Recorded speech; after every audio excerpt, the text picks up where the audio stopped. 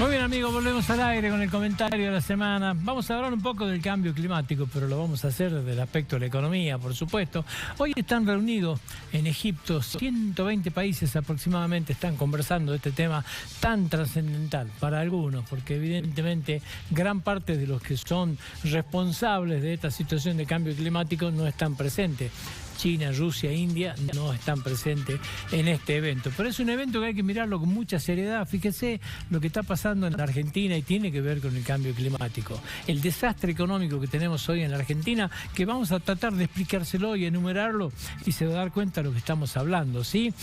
Si tenemos que hablar de Jujuy, no puedo...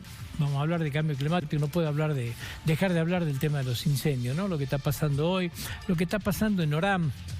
Las imágenes que hemos visto hoy son realmente espeluznantes, ¿no? Del fuego ahí rodeando prácticamente toda la ciudad, muy cerca de una estación de servicio. El humo que teníamos ayer es un humo proveniente de Orán. La lucha que está llevando muchas provincias. Son 7 provincias las que tienen focos de incendios activos. Una de ellas, por supuesto, somos nosotros, la provincia de Jujuy, pero hoy Salta está mucho más afectada y mucho más complicada. Tremendo el daño productivo que se origina, ya sea por la sequía en algunos casos, ya sea por el tema de las heladas tardías. Las imágenes que hemos visto de heladas tardías cuesta realmente creer. Hoy hay un informe que publica el Infobae, CREA, que es una organización creada, ¿no es cierto?, por organismos del sector agropecuario. Este informe habla de 2.500 millones de dólares de pérdida que ya va generando el cambio climático en el año. O sea, llámese sequía, reitero, o llámese la situación que va produciendo los elementos, como en este caso las heladas tardías que han hecho estrago en los últimos tiempos. A ver, tratemos de enumerar un poco, porque varias veces en esta columna hemos hablado de este tema, ¿no? La sequía en la caña de azúcar. Bueno, la falta de agua en la caña de azúcar. Cerró Ledesma, ¿no es cierto?, su zafra, y habló de un 4.8 de menos caña molida. En producción de azúcar no fue tanto el problema. Sí pasó algo en el alcohol, donde se produjo menos, pero en producción de azúcar prácticamente Ledesma estuvo produciendo lo mismo que el año pasado. Los ingenios tucumanos molieron un 9.5 menos de caña de azúcar, o sea, casi un 10% menos de caña molieron los ingenios tucumanos, con la zafra que fue cortísima. Nunca en la historia tuvieron zafras tan cortas, tanto Ledesma como también pasó con los ingenios tucumanos. Terminaron mucho antes. El ingenio La Esperanza tuvo caídas del 5% en la molienda y en la producción de azúcar. Pasó algo parecido con el ingenio Río Grande, La Mendieta. O sea, el sector azucarero sufrió la problemática de la falta de agua. La está sufriendo ahora el sector tabacalero, ¿no es cierto?, producto de que recién están implantando, pero está el tema. En el trigo, 7 millones de toneladas menos. Este es el balance final, digamos, ¿sí? Se ha perdido un 30% de la producción. Estos son campos completos que están con problemas muy graves de sequía. De hecho, muchos de los empresarios han resuelto abrir las tranqueras y dejar que el ganado se alimente con ese trigo, porque salía mucho más barato eso, ¿no es cierto?, mucho más redituable que cosecharlo por el rendimiento que tiene. Hoy hay campos que tienen rendimiento que varían entre los 25 y 15 quintales. La pérdida que existe entre 15 quintales y 25 es de $105 a $425 por hectárea lo que se pierde. Entonces es preferible, ¿no es cierto?, usarlo como alimento para el ganado y no terminar cosechándolo. El trigo, reitero, 7 millones de toneladas menos. Lo que pasa es que Argentina viene produciendo 21 millones de toneladas, tiene un consumo de 7, no tiene problema. Lo que va a perder mucho es el saldo exportable. Acá va a estar en gran parte del conflicto. Y por supuesto la especulación, ¿no? Hoy el pan 460 pesos.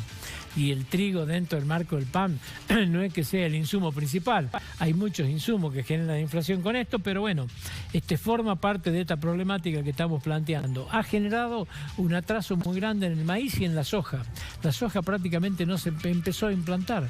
El estado de los campos no permite esto. Entonces todo se va postergando. El Banco Central mira esto, lo mira de reojo y con mucha preocupación. El maíz lo que se empezó a hacer está sufriendo ya, ¿no es cierto?, los avatares de la falta de agua. No hay lluvia. Si usted dice Jujuy se habla que las primeras lluvias van a estar llegando aproximadamente en los últimos 10 días del mes de noviembre, o sea, súper corrida y súper atrasada, está generando problemas graves. Lo genera también en la ganadería. La falta de agua ha generado problemas muy graves y pérdidas muy graves en la ganadería, sobre todo en la lechería.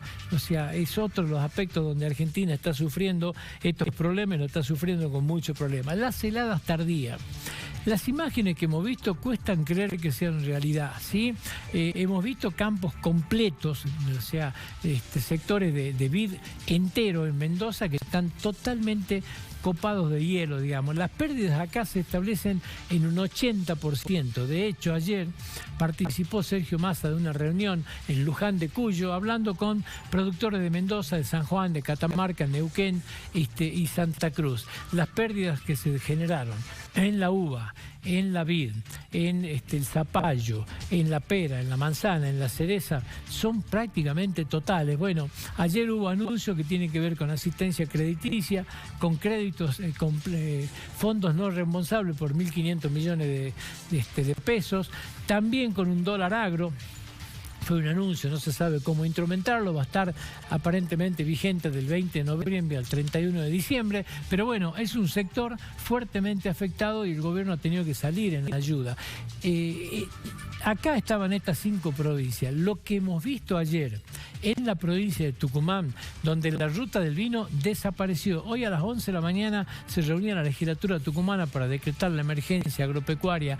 Amaicha del Valle tiene el 100% de pérdida en todo lo que es vid.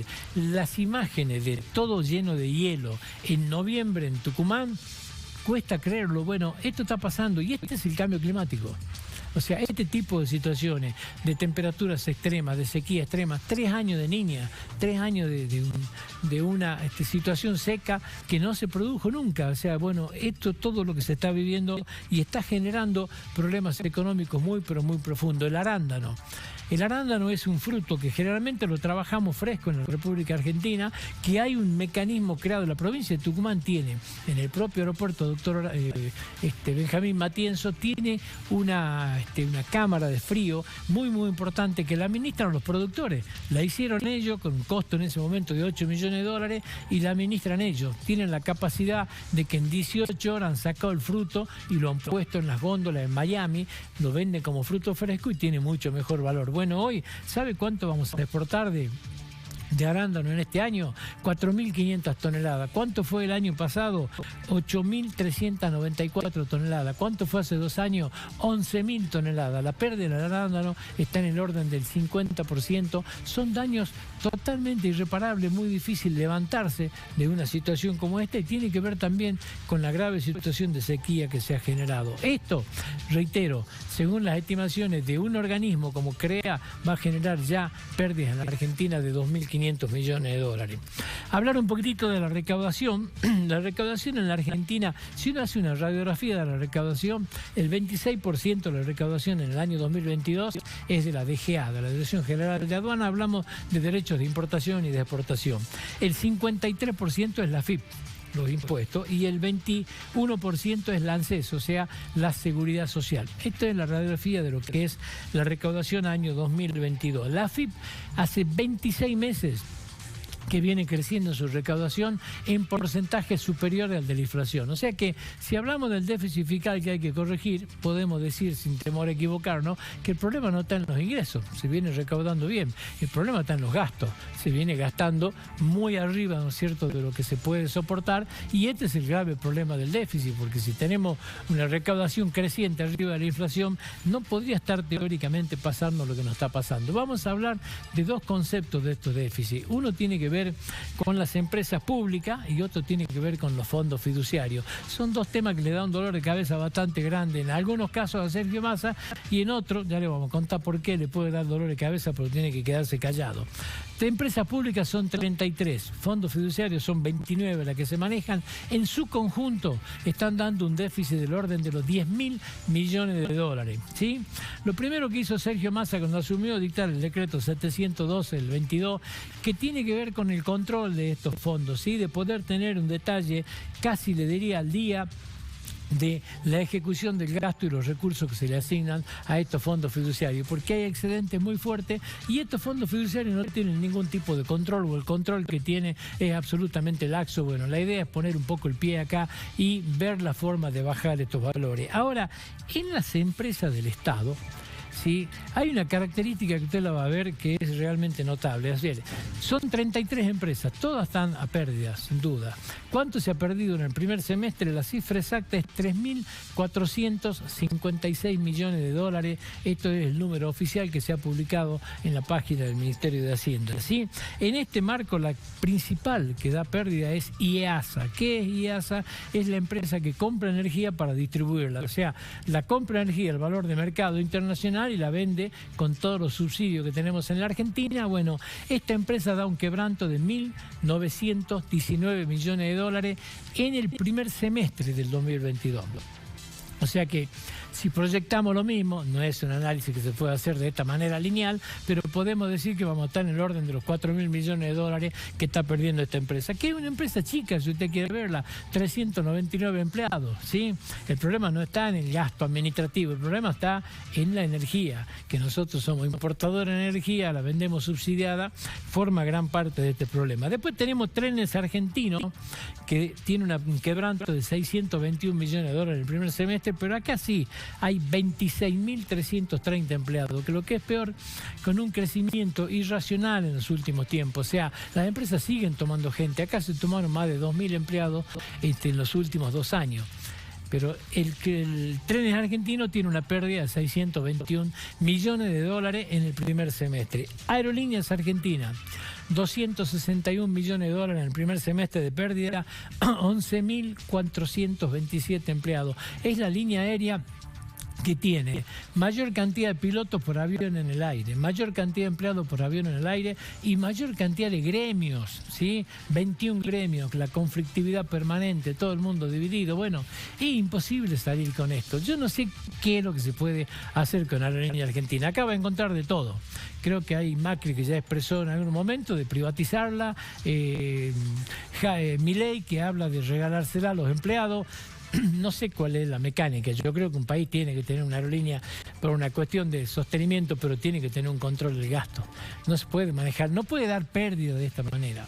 O sea, lo que pasa es que el temor ¿cuál es? Usted la privatiza de nuevo y volvemos a las provincias marginales como la nuestra, terminando con mucho menos vuelos, bueno, volvemos a caer en lo que alguna vez hemos caído, aunque ahora la situación es distinta, ¿no? El mercado jujeño se ha hecho muy competitivo y la gente que viene a Jujuy también ha ido creciendo y ha ido justificando. Vienen todos los aviones llenos y van justificando el por qué se aumentan. Pero más allá de esto, claro, pasa este tipo de situación. AISA. Acá hay que poner un punto el dedo también. 244 millones de dólares de pérdida, AISA.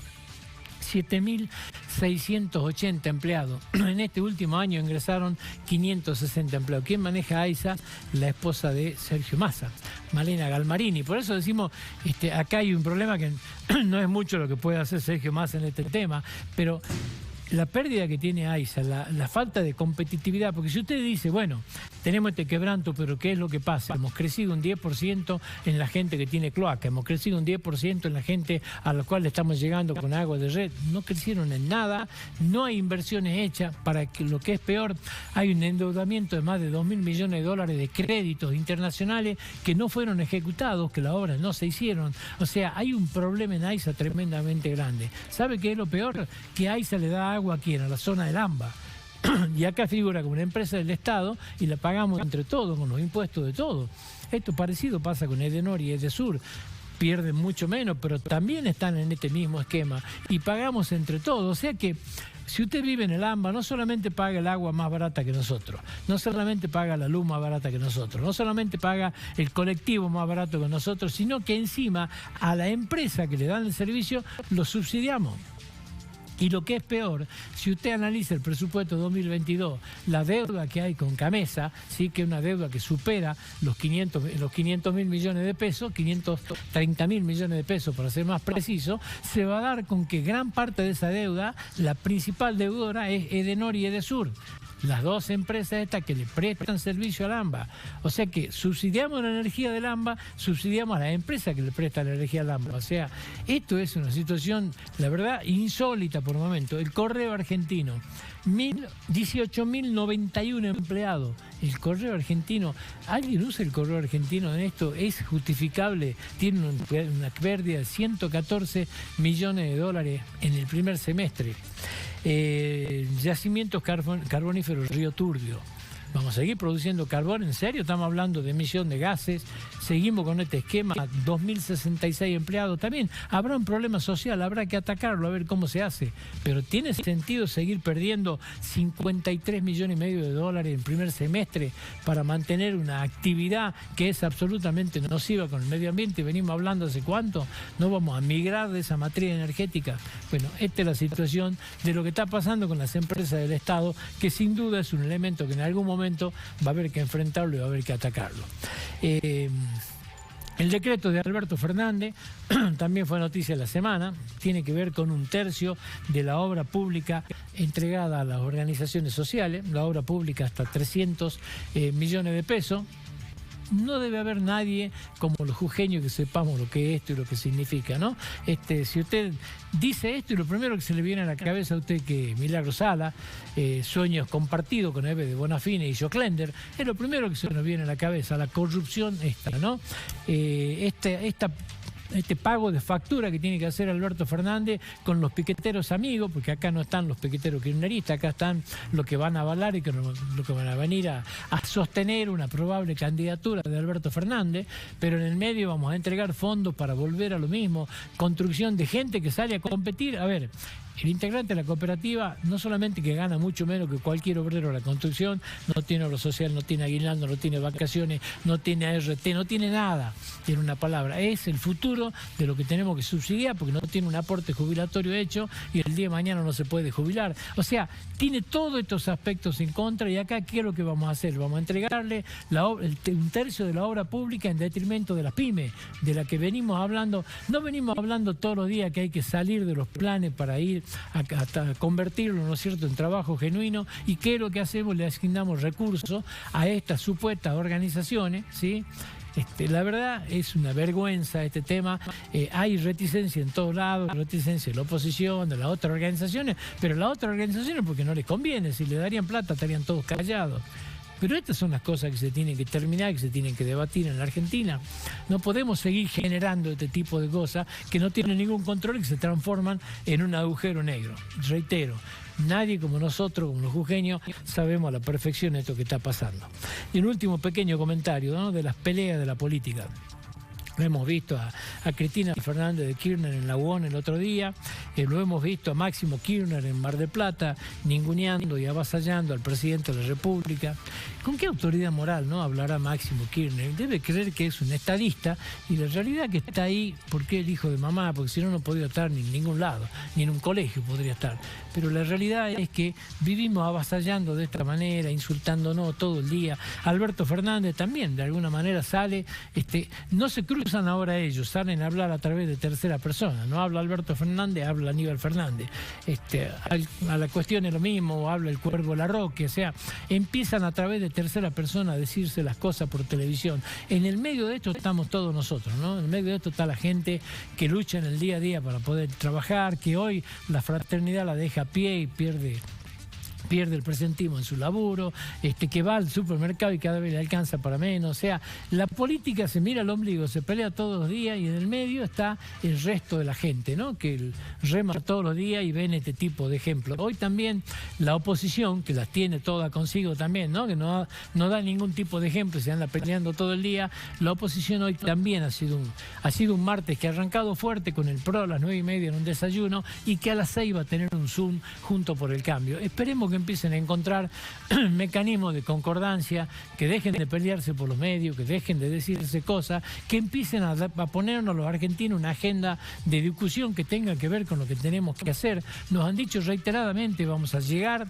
a esta segunda gestión con un plan de gobierno, sabiendo lo que tenemos que hacer. Bueno, empecemos a poner en la agenda del día a día lo que tenemos que hacer, discutamos ideas, discutamos proyectos, no cuestiones personales, no volvamos lo mismo a la chica americana, lo que parece sonreír. Hoy hay una República Argentina agobiada, mucha gente de muy mal humor, no tiene ganas de ver a su dirigencia peleando, y lo que es peor, la oposición tiene que entender que mientras se siga peleando, lo único que hace es crecer esa tercera opción. Y si hay una tercera opción que sabe recolectar este tipo de cosas, lamentablemente hoy es Javier Milei. ¿Usted se imagina este país gobernado por Javier Milei? Creo que a todos nos exige una mayor responsabilidad. Nos vamos a la pausa. Cuando volvamos vamos a estar con el contador Carlos Adil.